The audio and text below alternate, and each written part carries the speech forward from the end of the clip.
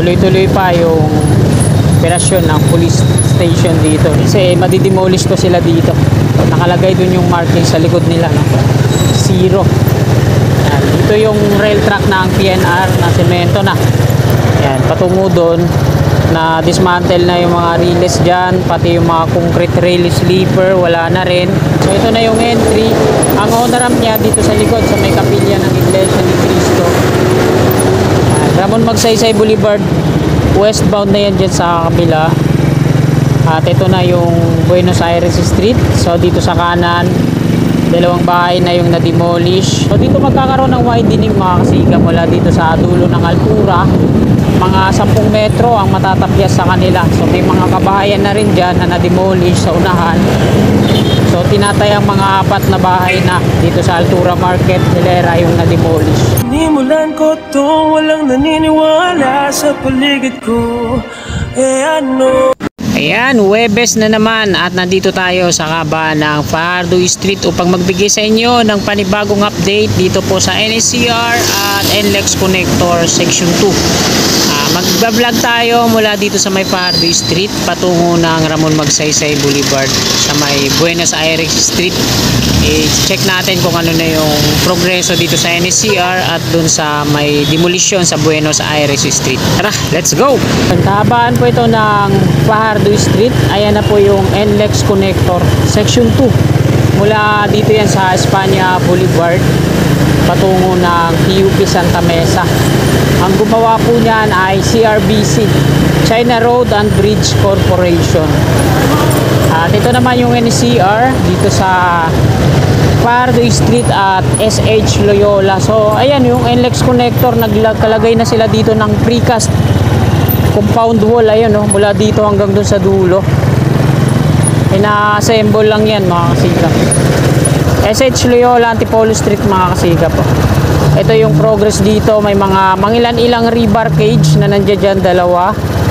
Tapos mga steel bar, naglalakihan. Dito dati nilagay yung static pile load test at yung dynamic. Wala na, no? Ito naman sa kabila, patungong dito aso, natayan yung on-ramp ng NLEX Connector. Nag-asfalto sila dito, no? Fajardo Street. Dito tayo dadaan sa may Algeciras. Babaybayin natin to hanggang dun sa may G. Tuason at Di Santiago naman palabas ng Ramon Magsaysay Boulevard dun sa may Buenos Aires.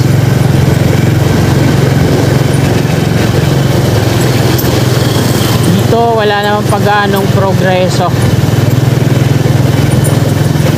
Mula sa Baco, dito yung Algeciras at tingnan natin kung magtatapyas pa sila yan, no? PNR row, no? Mga markings dito sa kanan na kulang-kulang 2 metro pa yung babawasin. Tingnan natin kung masusunod yan, no? Kasi nakapix na, kakalipat lang na itong mga to, yung mga poste ng Meralco, no?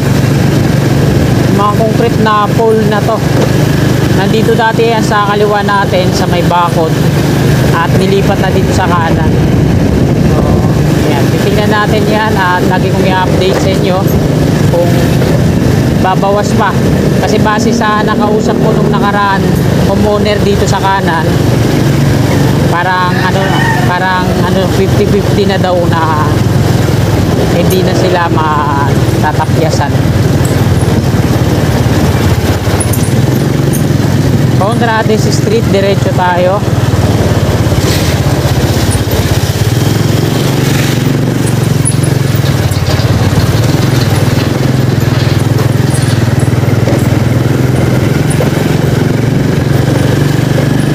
At G. Tuason Street na yan dyan sa unahan.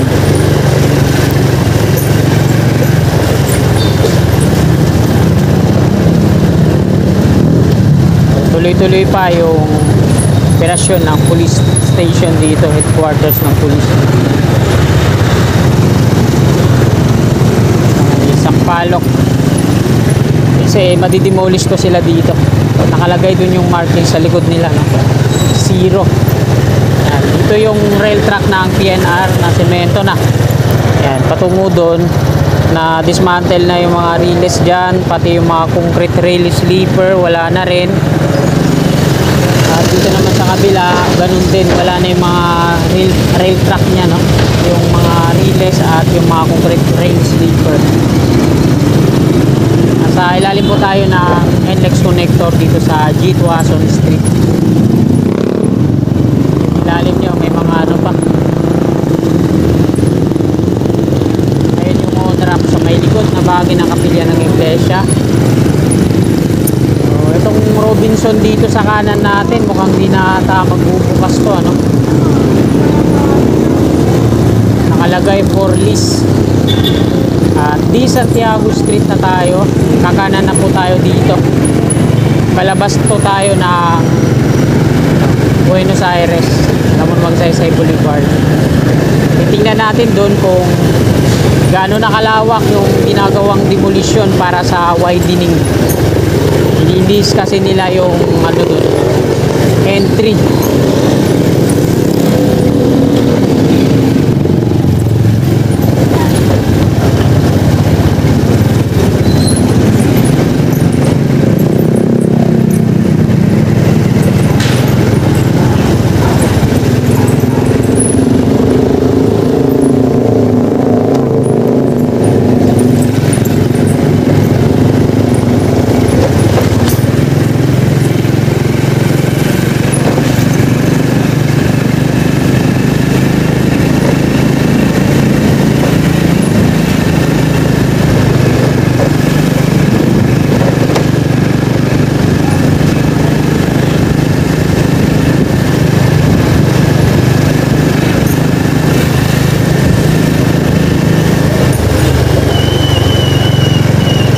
Ng Sampaloc.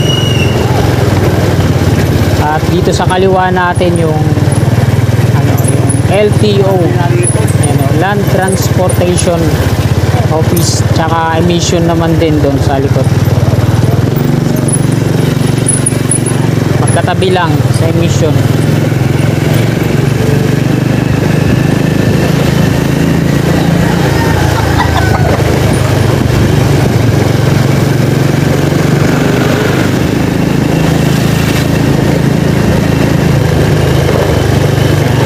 Diretso Pilaes Street, kaliwa Road 10.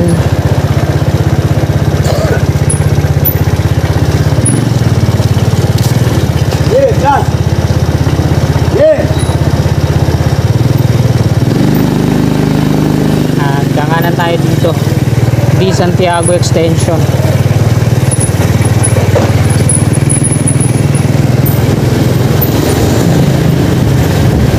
Ayan na po yung NLEX connector, yung ginamitan nila ng reinforced concrete slab. Walang mga girders na ginamit dito, kagaya dun sa tawid na super T girders yung ginamit. So ito na yung entry.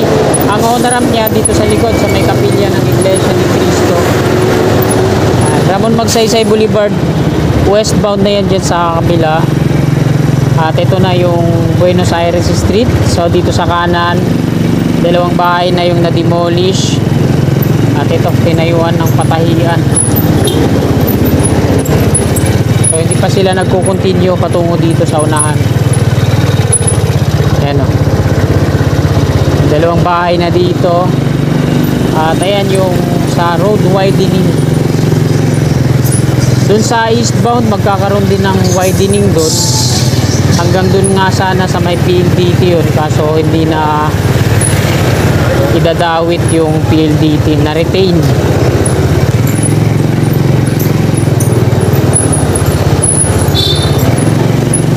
Nasa likod po tayo ng Altura Market. Ito yung ano nila dito. Dito sila nag-prepared ng mga i-display nila sa harap. Ano? Mga isda dito, mga saging, kung ano-ano pa. Kakanan na po tayo dito, palabas ng Ramon Magsaysay Boulevard. Westbound, Sampaloc pa po ito dito sa west. Ang east yung Santa Mesa, so ito yung boundary nila. Yung footbridge mula dito sa west patungo dun sa east.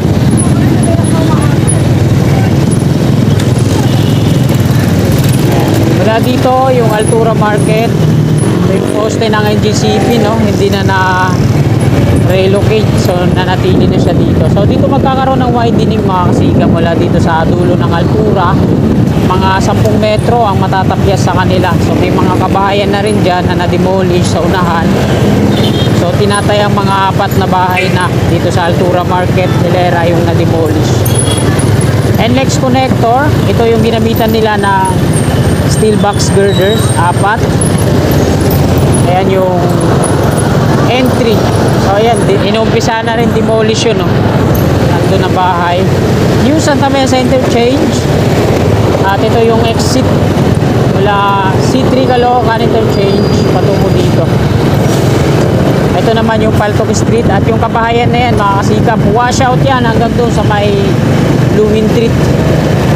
Kasi dyan dadaan yung viaduct ng NCR o North-South Commuters Railway Project. At nandito na tayo sa may Poresa Station ng LRT2. Hindi na po ako iikot doon sa may eastbound. Bali, lalagpasan lang natin to, Poresa Station, at yan na tayo mag-end ng ating video. May ginagawa din dito, pagpapalaki ng mga drainage.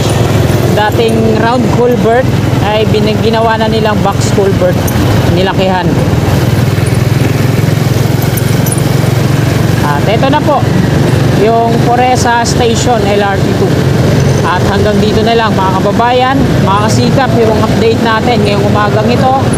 Araw po ng Huwebes, ika-21 ng Nobyembre taong 2024 at ika-8 na ng umaga. Maraming salamat mga kasikap. Lagi po tayo mag-iingat. God bless po sa ating lahat.